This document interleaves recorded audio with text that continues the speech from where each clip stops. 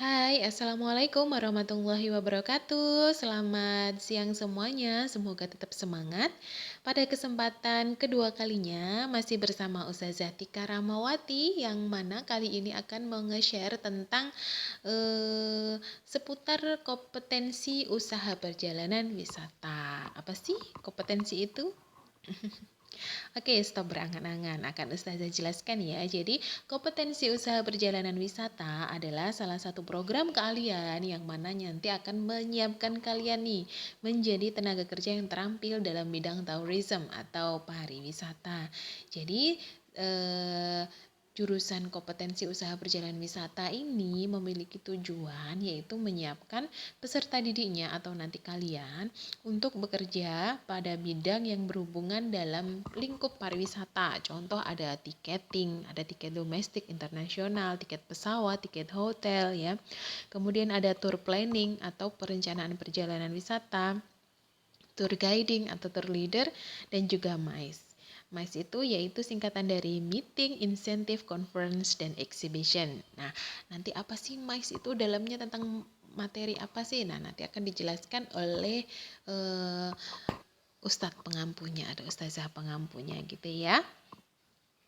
Oke, yang selanjutnya selain dari tujuan yang di atas, kita itu juga membekali atau kompetensi usaha perjalanan wisata itu membekali peserta didik dengan keterampilan pengetahuan dan sikap.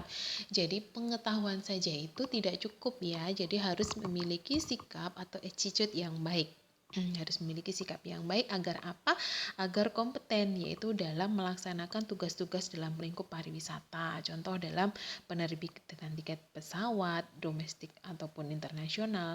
Kemudian ada merencanakan program wisata, perjalanan wisata. Jadi apa saja sih komponen-komponen apa sih yang membangun atau komponen apa sih yang dibutuhkan dalam membangun sebuah tour planning atau perencanaan perjalanan wisata. Kemudian yang selanjutnya yaitu mampu memandu sebuah perjalanan wisata. Tentunya dalam pemanduan ini dia harus lancar dalam bahasa Inggris ya, dalam bahasa Indonesia tentunya bahasa Inggris semestinya, karena memang bahasa Inggris ini sudah tidak asing lagi. Jadi bagi kalian yang belum memiliki kemampuan bahasa Inggris yang baik, jangan takut. Oke, jadi nanti akan diberikan treatment-treatment khusus atau materi-materi khusus oleh Ustazah pengampunya untuk tour guiding ini, bagaimana cara menggunakan bahasa Inggris yang baik ya.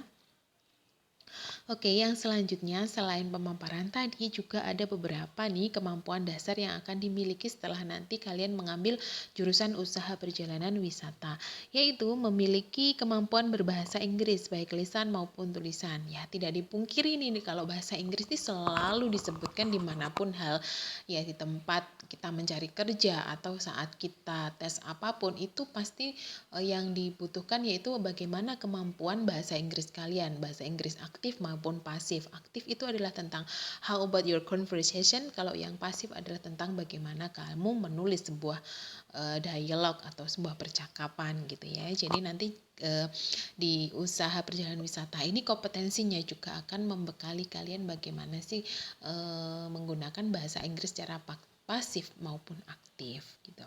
Kemudian memiliki kemampuan untuk mengikuti praktek tur. Jadi nanti dalam pembelajarannya kalian juga akan diberikan simulasi atau praktek-praktek bagaimana menghandle sebuah tur, baik itu secara individu maupun secara grup ya. Kemudian orang pariwisata itu harus good looking. Good looking itu apa? Jadi harus enak dipandang ya.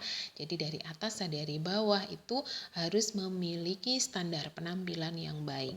Kemudian yang selanjutnya mampu mengoperasikan Microsoft Word, Excel, dan Publisher. Nah, untuk Word dan Excel ini biasanya untuk pengolahan dokumen-dokumen kantor, dan untuk Publisher biasanya digunakan dalam penggunaan brosur. Nah, dalam paket wisata setelah kalian membuat perencanaan yang bagus, nah kalian nanti akan dituntut bagaimana cara untuk membuat brosur yang baik. Nah, nanti pelajaran dalam kompetensi usaha perjalanan wisata juga akan memberikan bagaimana cara membuat desain brosur wisata yang baik dan benar. Oke, kemudian selanjutnya, what is the subject we have to learn? Jadi sebenarnya mata pelajaran apa sih yang kita nanti dapatkan saat kita mengambil jurusan usaha perjalanan wisata? Nah, pernah dipaparkan oleh pemateri sebelumnya atau pihak kurikulum bahwa kita akan mempelajari muatan nasional, A, B, dan C. A untuk muatan nasional, B untuk muatan kewilayahan, dan C adalah muatan peminatan kejuruan. Nah, kalau untuk muatan nasional di seluruh Indonesia, baik SMA atau SMK, dia mempelajari tentang muatan nasional. Isinya tentang apa? Ya contohnya ada matematika, agama, kemudian ada bahasa Inggris, bahasa Indonesia, dan lain sebagainya. Kemudian kalau muatan kewilayahan itu ada kayak bahasa Jawa, itu kayak yang ada di daerahnya ya, kalau kita bahasa Jawa. Kemudian ada muatan peminatan kejuruan, itu ada C1, C2, dan C3. C1-nya yaitu bidang keahlian, C2-nya yaitu program keahlian, C3 adalah kompetensi keahlian yang biasanya disebut dengan mata pelajaran produktif, ya.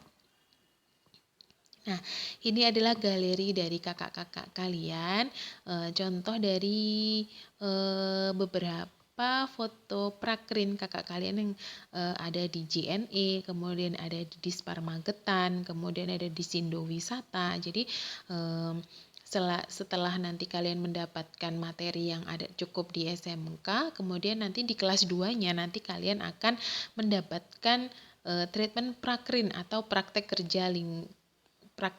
kerja industri. Jadi nanti setelah duduk di kelas 2 nanti kalian akan menempuh prakrin beberapa bulan gitu ya. Jadi belajarnya tidak di sekolah lagi. Jadi nanti belajarnya langsung terjun di dunia industri.